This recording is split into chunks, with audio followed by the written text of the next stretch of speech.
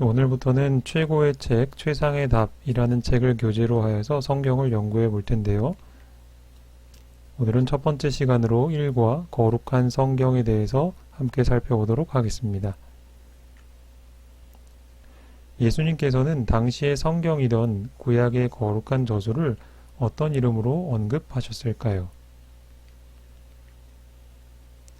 예수께서 가라사대 너희가 성경에 건축자들의 버린 돌이 모퉁이의 머릿돌이 되었나니 이것은 주로 말미암아 된 것이요 우리 눈에 기이하도다 함을 읽어본 일이 없느냐.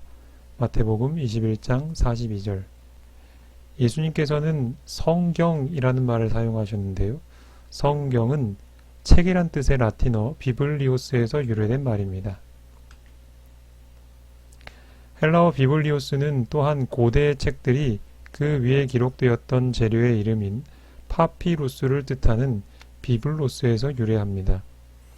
헬라인들이 이 지필 재료를 비블로스라고 불렀던 것은 그들이 그것을 페니키아의 비블로스 항에서 얻었기 때문입니다. 인간에게 주어진 하나님의 계시에 어떤 다른 이름이 주어졌을까요?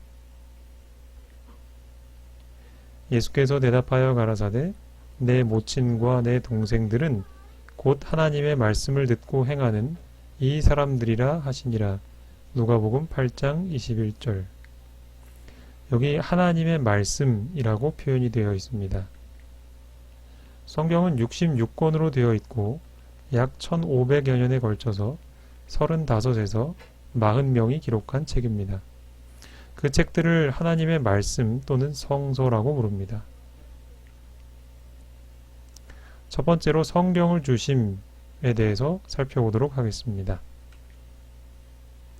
성경은 어떻게 주어졌을까요? 모든 성경은 하나님의 감동으로 된 것으로 교훈과 책망과 바르게 함과 의로 교육하기에 유익하니 디모데후서 3장 16절. 성경은 하나님의 감동으로 된 책임을 알 수 있습니다. 하나님을 대변한 사람들은 누구의 지시를 받았을까요? 예언은 언제든지 사람의 뜻으로 낸 것이 아니요 오직 성령의 감동하심을 입은 사람들이 하나님께 받아 말하는 것임이니라. 베드로후서 1장 21절. 성경은 사람의 뜻으로 낸 것이 아니라 성령의 감동하심을 입은 사람들을 통해 하나님께서 주신 말씀임을 알 수가 있습니다. 베드로는 어떤 특별한 사례를 언급하고 있을까요? 형제들아, 성령이 다윗의 입을 통하여 예수 잡는 자들의 길잡이가 된 유다를 가리켜 미리 말씀하신 성경이 응하였으니 마땅하도다. 사도행전 1장 16절. 여기 보면 성령께서 다윗의 입을 통해 말씀하신 성경이라고 기록이 되어 있습니다. 우리는 이것을 통해서 하나님께서 성령을 통해 어떠한 사람에게 말씀을 전해주시고 또 그 사람을 통해서 다른 사람들에게 하나님의 말씀이 전해지는 과정을 이해하게 됩니다. 누가 이 사람들을 통해서 말씀하실까요? 옛적의 선지자들로 여러 부분과 여러 모양으로 우리 조상들에게 말씀하신 하나님이 히브리서 1장 1절. 이렇게 선지자들에게 말씀하신 분은 바로 하나님이심을 알 수가 있습니다. 두 번째로 성경의 목적에 대해서 살펴보겠습니다.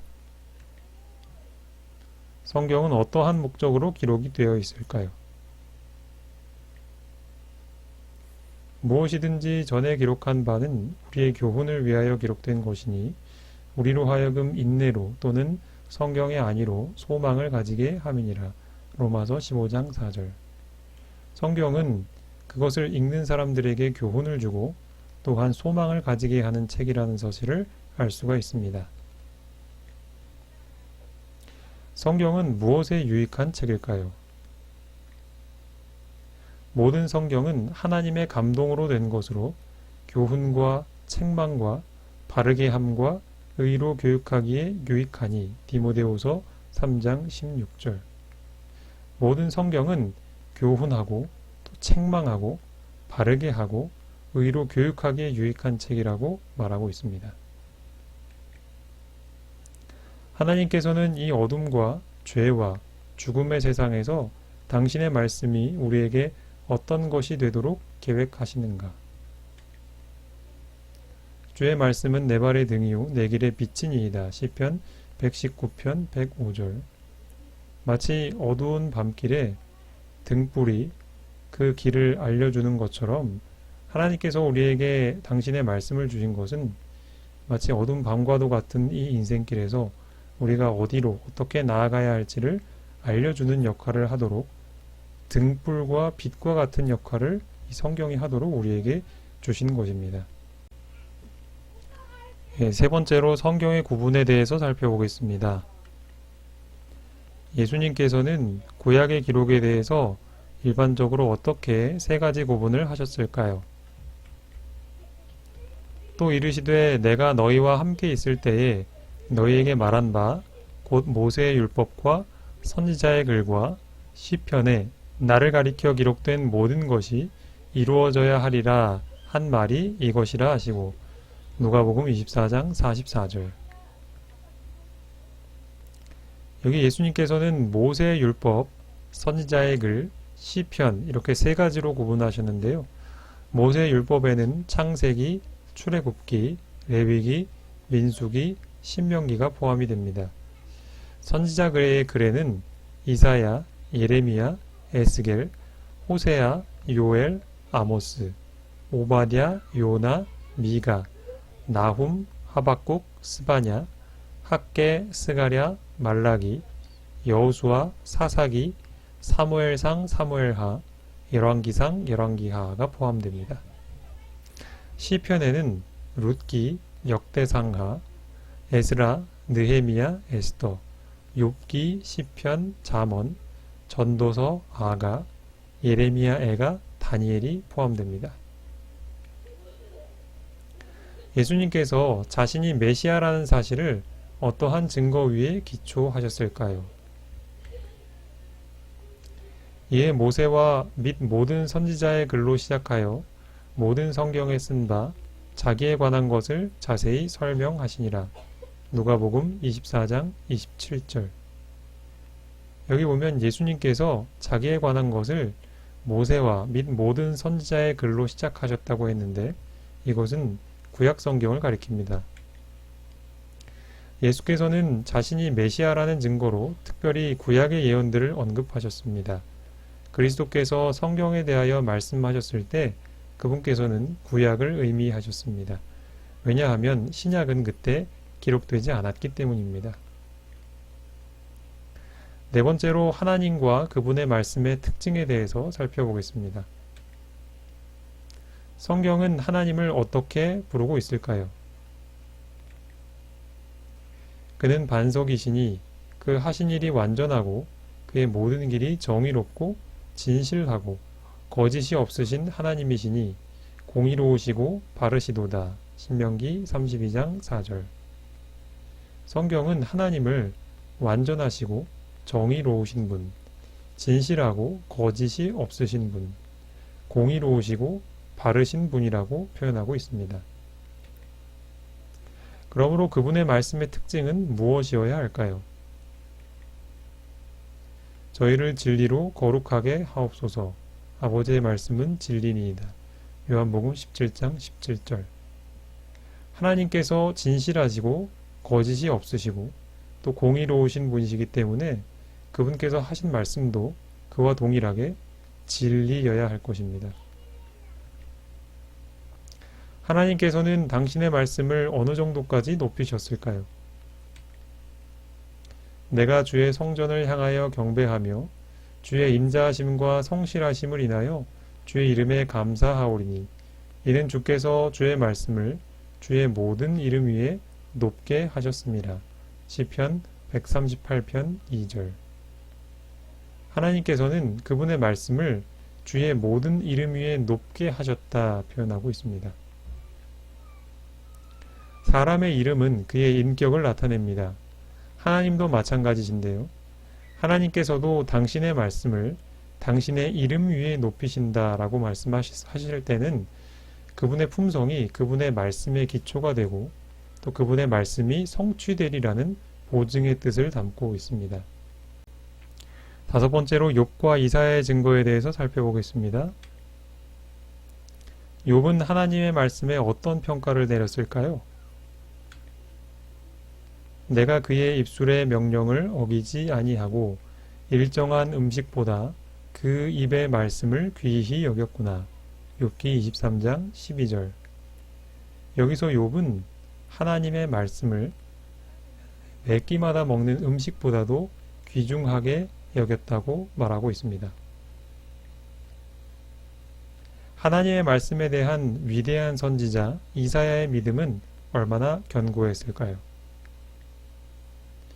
풀은 마르고 꽃은 시드나 우리 하나님의 말씀은 영영이 서리라 하라.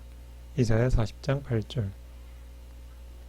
풀이나 꽃은 시간이 지나면 마르고 시들지만 그에 반해 하나님의 말씀은 마르거나 시들지 않는 영원히 선 말씀이라고 이사야는 고백하고 있습니다. 지금까지 우리가 거룩한 성경이라는 주제로 말씀을 살펴보았는데요. 1과에 이어서 2과 성경을 이해하는 법에 대해서 살펴보도록 하겠습니다. 첫 번째로 개인적인 연구에 대한 성경의 승인에 대해서 살펴보겠습니다. 그리스도께서는 성경 연구에 대하여 무엇이라고 말씀하셨을까요? 너희가 성경에서 영생을 얻는 줄 생각하고 성경을 상고하거니와 이 성경이 곧 내게 대하여 증거하는 것이로다. 요한복음 5장 39절. 예수님께서는 성경을 연구하는 것이 영생을 얻기 위한 것이다. 또한 예수 그리스도 자신에 대해서 증거하는 책이 바로 성경이다. 이렇게 말씀을 하고 계십니다. 그리스도께서는 여기서 당시의 성경인 구약을 언급하고 계십니다. 그러나 그분의 진술은 신약에 대해서도 똑같이 해당됩니다. 성경이라는 용어도 일반적으로 신약 전체에 동일하게 해당됩니다. 베레아 사람들은 무엇 때문에 칭찬을 받았을까요? 베레아 사람은 데살로니가에 있는 사람보다 더 신사적이어서 간절한 마음으로 말씀을 받고 이것이 그러한가 하여 날마다 성경을 상고함으로. 사도행전 17장 11절. 여기 보면 베레아 사람들은 말씀을 받을 때 간절한 마음으로 받았고 또 자신들이 받은 그 말씀이 정말 그런지 확인하기 위하여 날마다 성경을 연구했다. 이렇게 칭찬을 하고 있습니다. 성경을 급히 읽음으로는 별로 유익을 얻지 못한다. 성경 전부를 통독할지라도 오히려 그 미점을 보지 못하고 성경의 깊고 숨은 뜻을 깨닫지 못할 수도 있는 것이다. 한 구절을 그 의미가 마음에 명백히 깨달아지고 또 그 구절과 구원의 경륜과의 관계를 확연히 이해하기까지 연구하면 그것은 아무 확고한 목적이 없이 또는 아무 확실한 교훈을 받지 못하면서 여러 장을 읽는 것보다 더욱 가치 있는 것이 된다. 종로의 계단 90쪽에 있는 글입니다.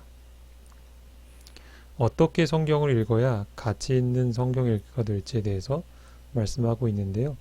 이곳의 교훈을 우리가 유념하여서 성경을 연구해야 하겠습니다. 두 번째로 쉬운 부분과 어려운 부분에 대해서 살펴보겠습니다.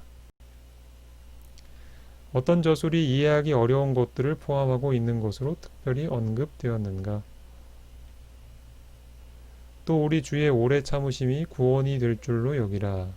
우리 사랑하는 형제 바울도 그 받은 지혜대로 너희에게 이같이 썼고 또 그 모든 편지에도 이런 일에 관하여 말하였으되 그 중에 알기 어려운 것이 덜어 있으니 무식한 자들과 굳세지 못한 자들이 다른 성경과 같이 그것도 억지로 풀다가 스스로 멸망에 이르느니라. 베드로후서 3장 15절 16절. 사도 베드로는 특별히 형제 바울이 쓴 편지서와 다른 성경책들을 가리키면서 그 중에 알기 어려운 것이 덜어 있다 이렇게 이야기를 하고 있습니다. 그리고 이러한 것들을 다른 성경처럼 억지로 풀면 스스로 멸망에 이르게 될 것이라고 경고하고 있습니다. 어떤 성경 말씀은 너무나 분명해서 이해할 수 있지만 다른 성경 말씀의 의미는 그처럼 쉽게 분별될 수가 없습니다. 어떤 성경 진리에 대하여 포괄적인 지식을 얻기 위해서는 성경 말씀을 다른 성경 말씀과 비교해야 하고 주의 깊은 연구와 기도하는 가운데 숙고하는 일이 있어야 할 것입니다. 그리스도께서는 다니엘서에 대하여 무엇이라고 말씀하셨습니까? 그러므로 너희가 선지자 다니엘에 말한 바 멸망에 가증한 것이 거룩한 곳에 선 것을 보거든 읽는 자는 깨달을진저. 마태복음 24장 15절. 다니엘 선지자가 쓴 책에 대해서 말하기를 그것을 읽는 사람은 깨달을 수 있을 것이다. 이렇게 말씀하셨습니다. 성경의 다른 어떤 책을 연구하도록 특별히 권장하고 있습니까? 이 예언의 말씀을 읽는 자와 듣는 자들과 그 가운데 기록한 것을 지키는 자들이 복이 있나니 때가 가까움이라. 이 요한계시록이 바로 우리가 읽고 듣고 지킬 때에 복이 있을 것이라고 약속된 책임을 알 수가 있습니다. 세 번째로 하나님의 영과 성경에 대해서 살펴보겠습니다. 누구만이 하나님의 일을 이해할 수 있을까요? 사람의 사정을 사람의 속에 있는 영 외에는 누가 알리요? 이와 같이 하나님의 사정도 하나님의 영 외에는 아무도 알지 못하느니라. 고린도전서 2장 11절. 하나님의 사정을 알 수 있는 분은 하나님의 영 외에는 없다. 이렇게 말씀하고 계시죠. 다른 말로 성령만이 아실 수 있다. 라는 것입니다. 성령께서는 숨겨진 진리의 보물들을 어떻게 완벽하게 찾아내실까요? 오직 하나님이 성령으로 이것을 우리에게 보이셨으니 성령은 모든 것, 곧 하나님의 깊은 것이라도 통달하시느니라. 그러니까 성령께서는 하나님의 깊은 것까지도 통달하실 수 있는 분이시다. 이렇게 이야기하고 있습니다. 성령께서 보내심을 받은 한 가지 목적은 무엇일까요? 보혜사, 곧 아버지께서 내 이름으로 보내실 성령, 그가 너희에게 모든 것을 가르치시고 내가 너희에게 말한 모든 것을 생각나게 하시리라. 요한복음 14장 26절. 성령께서 하시는 일은 무엇이냐 하면 예수님께서 가르쳐 주신 말씀들을 생각나게 하시고 가르쳐 주시는 일입니다. 왜 사람은 성령의 일을 받을 수 없을까요? 육에 속한 사람은 하나님의 성령의 일을 받지 아니하나니 이는 그것들이 그에게는 어리석게 보임이요 또 그는 그것들을 알 수도 없나니 그러한 일은 영적으로 분별되기 때문이라. 고린도전서 2장 14절. 왜 사람은 알 수가 없는가?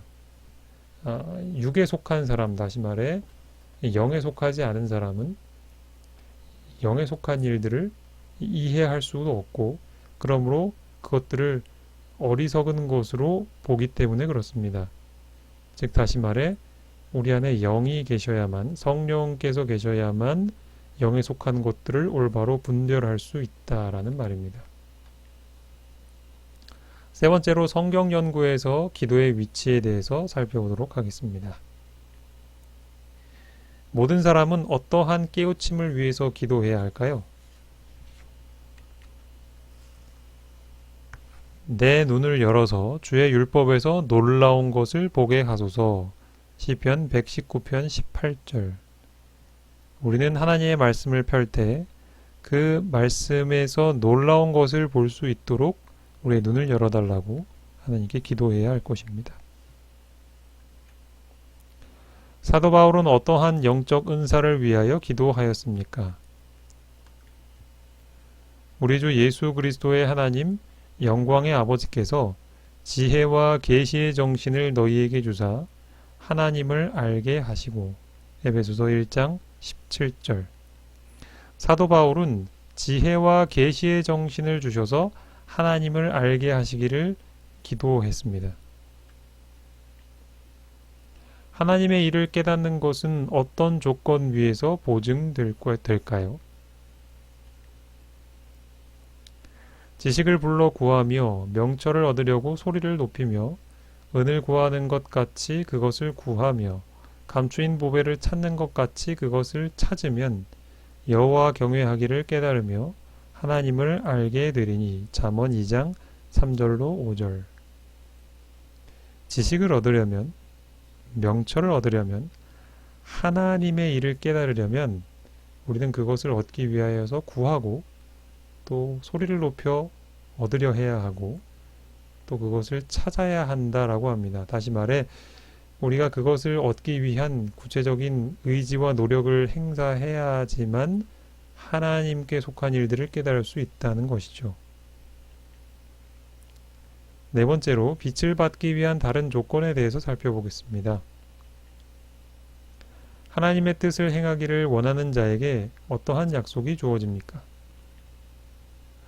사람이 하나님의 뜻을 행하려 하면 이 교훈이 하나님께로서 왔는지 내가 스스로 말함인지 알리라. 요한복음 7장 17절.